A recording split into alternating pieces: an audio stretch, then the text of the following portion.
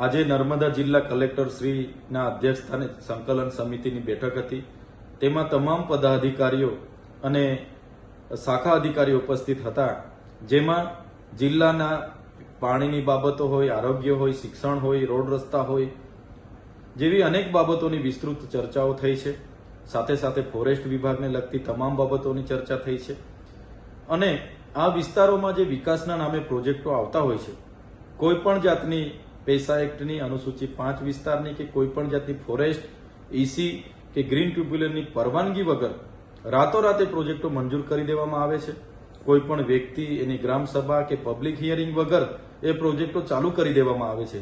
ત્યારે સાપુતારાથી statue of યુનિટીને જોડતા જે ગ્રીન કોરિડોર રોડ બનવા જઈ રહેલો છે, ત્યારે આ રોડમાં જે ડેડિયાપાડા અને સાગબારા તાલુકાના જે ગામડાઓમાંથી મોટે ભાગની રેવન્યુ, સનતવાડી અને સરકારી જમીનો બારોબાર સંપાદિત કરવાની જે તજવીજ ચાલે છે, જેનો અમે સખત વિરોધ કરીએ છીએ.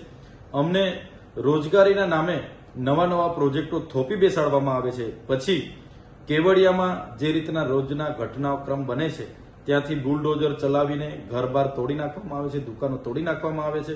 ત્યારે આવા નવા આવનારા પ્રોજેક્ટો ચાહે માલસામોટનો હોય, ચાહે સાપુતારા સ્ટેચ્યુ ઓફ યુનિટીનો હોય કે સફારી પાર્ક કેવડિયાના હોય, કે તમામ પ્રોજેક્ટોનો અમે વિરોધ કરીએ છીએ. અને આવનારા દિવસોમાં જે પણ લોકો સાથે અન્યાયો થયા છે, એમને સાથે રાખીને એમને ન્યાય મળે એ બાબતને લઈને અમે આવનારા દિવસોમાં નવા કાર્યક્રમો પણ આપવાના છે.